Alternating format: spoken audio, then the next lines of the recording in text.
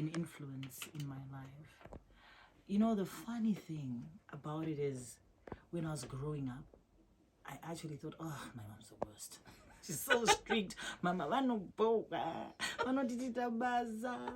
you know, all these different things. And when you become a teenager, you think you now know it. Mama was cool, you know. I was going to say it must have put my jeans. And crazy things like that. And then I think when you enter into your 20s, like, oh, hang on, she actually ain't so bad. She might know a trick or two. Okay, mama, let's go on. And for me, my mom was a single mom because my dad passed on when I was 18. I think it was the year I was going into uni, you know. And so for me, that woman was strong. And I didn't understand she was living life like I am now. Like, I appreciate her so much. Because to be 38 and widowed with kids that you have to take care of, and there's only 4 girls, and you know, people obviously like but look at God. Look at God. And I think most of my braveness comes from my mom. That woman is brave. That woman lives. That woman taught me. So you see, when it comes to kids, I learned from my mom that they don't learn from what we say, they learn from what we do. And my mom has always been an adventurer. She's always told me, go for it. Even when I did my master's, she's like, girl, you just at home at the moment. Zimi's crazy, but go to school. She literally went and got me the Zoe forms, like, you got the time, girl, go. And I'm so thankful for her for that. And I remember when it would come to my shows up to now, if my mom is around, she is always there, you know. At first it's like, oh, mom, stop embarrassing me, why you gotta be loud? But she is like your number one cheerleader. Exactly. And now those are the memories, those are the things that I cherish so much. And she taught me go for your dreams when she was at some point she was in at MSF, which is like Doctors Without Borders, as a nurse. And I remember she applied and she went and became an expert, you know, an expert rather. You know, she was in Afghanistan. She was in South Sudan. And these are all rules, you know, exactly. But she was brave and was like, listen, I'm going to live my life. I'm going to try out and see new things. So she's been to so many countries in the world. And so for me, she taught me and my sisters dream big. Oh. You know, and you have dreamed big, because absolutely, while we're speaking about your music, and I have to say thank you mom yes, for this amazing soul that you have delivered and has become ours as well. But you dream big. Not only did you dream so big in music, but you run your own businesses. Let's talk about your entrepreneurial spirit, because a lot of the time we have artists, and it's sad to say, while artists is supposed to take care of you, you know, that talent is supposed to take care of you, we see a lot of artists who are paupers, sadly enough. Another story, a big story for another day, but you have different revenue streams. What has it been like having to be an entrepreneur? And why do you believe it's important for artists to have that entrepreneur spirit and take art as a business, but also have these different revenue streams? Let's talk about that. Okay, disclaimer. Not just artists. I think right now most people in this country, worldwide even, it's now, people realize if you want to be a millionaire, you need to have at least 7, so they say, you know, revenue streams. And I would say that, you know, I think that the deception, or the trap rather, that happens to us as artists, I also went through this myself when I started initially, because at some point, I'm telling you, when our economy was good in the early 2000s, I finished my economics degree, but I never actually went and worked formally, because music, you know what I mean? Yes, and everything was good. And I recall at some point, my ex, who's like a medical doctor, I would get his salary, if not 1.5 or 2 times in one gig. You know, so it's because I'm telling you, I'm sure probably people who are at their peak, if you look at your Winky D's, your Jar Praisers, your Felinas, I'm sure they're doing really well, you know, in their music. But it's not all artists. That's why I said we are stars, guys, but campaign kakasiyana. Okay. You Now, know what I'm saying? Seeing you've also said kuti zvinosiyana and not just artists, not just creators, but everyone. But still coming back to the artists, Yes. do you feel your fellow creatives take art seriously as a business? And do you think they take serious the fact that you can't be a creative forever? Do they plan for their futures? I think they do. To be really honest, artists, I will tell you, are some of the most intelligent people you're going to meet. Because it takes a certain form of thinking to create something that people can listen to and I disagree with this notion that, oh my God, it's because I not manage well. No, we know what we are. We're very intelligent people. We are managing something we've created. You didn't come and create us. We were there before a manager was there. A manager it's like an entrepreneur. I'm gonna okay, the one idea give my seeds, but the person who makes the idea knows what it is they want, but they obviously need a team to help them to get there.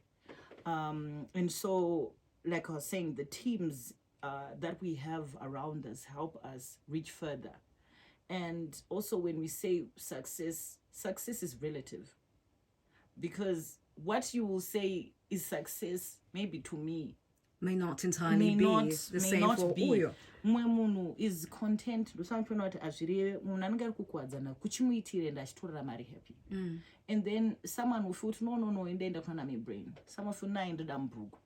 So the person in the brook might look at someone in quads and say do success my levels are but it just is life, guys. It's different. That's why I said artists are going to be different. Some are going to be extremely rich and others won't be.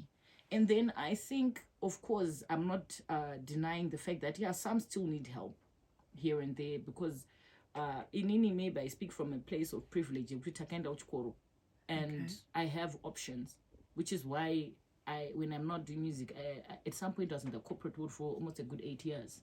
Yes. And that's what I was doing at management. And so I know the lingo. Even if I want to go and partner with companies, I understand the value they're looking for. And I know how to present my brand, and I know how to position them and myself for mutual benefit and profit. You see now. Put so well so there. That's, I think, maybe what sometimes some creatives miss. But I think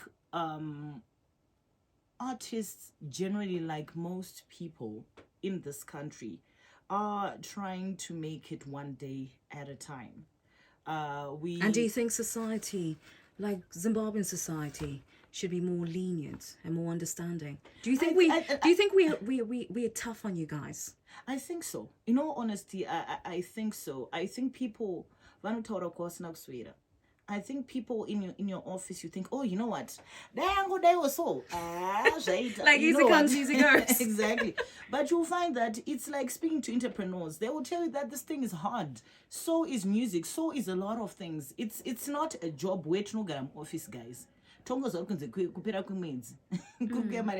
a different type of hustle. And not to say that people shouldn't push or aim, but I just think that sometimes tinoda kuita wisdom in things that sambula tambo famba. Not to say you can't add advice here and there. It's appreciated.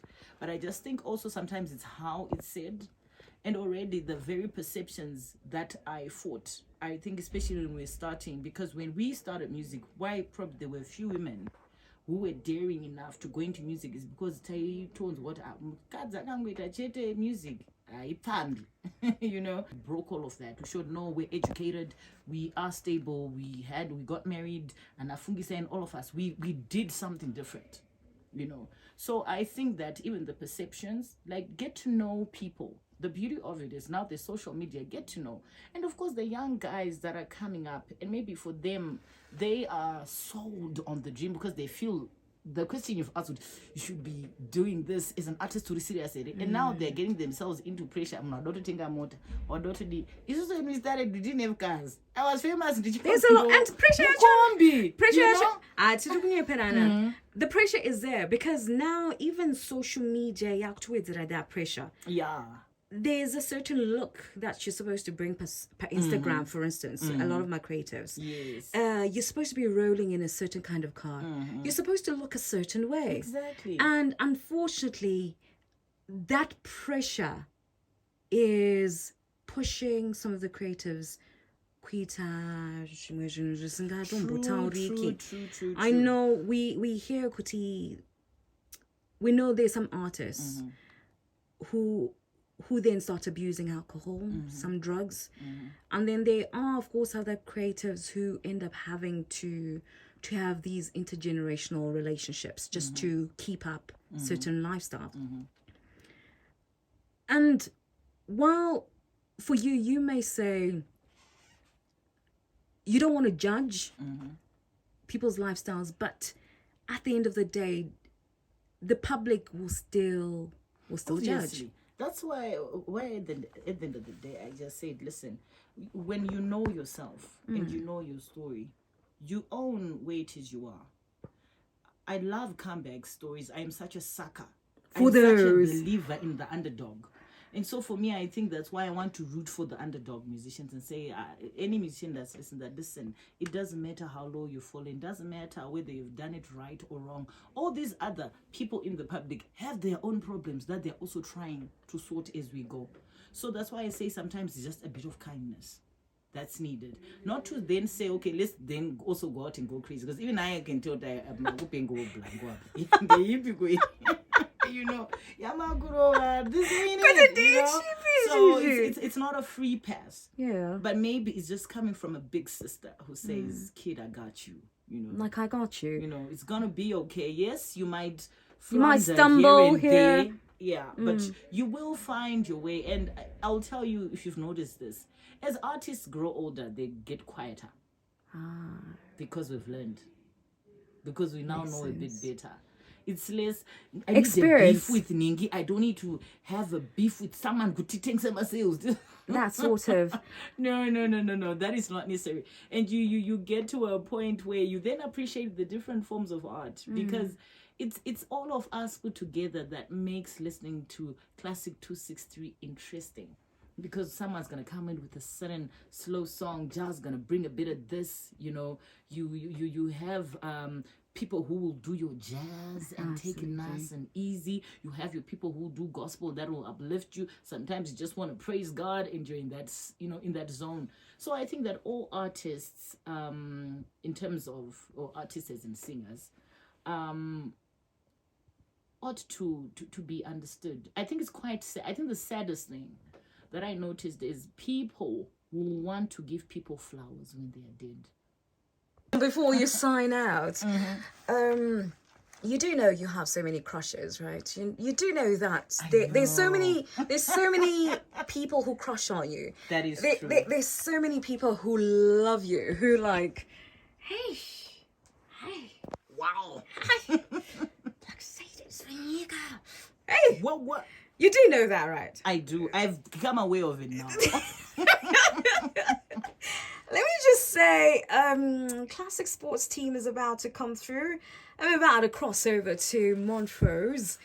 And I have someone by the name of Hilton who absolutely loves your music. So Hilton, when he heard you coming to the show, he was like, please say hi to Blixodus. And I knew by that, please say hi. It's, yeah. Now you've put him on the spot. Hi. Yeah. You. Hey, Hilton. Well, of course, it's just got 23 minutes past, but let me just cross over to this ad break and then we'll try cross over to your Montrose.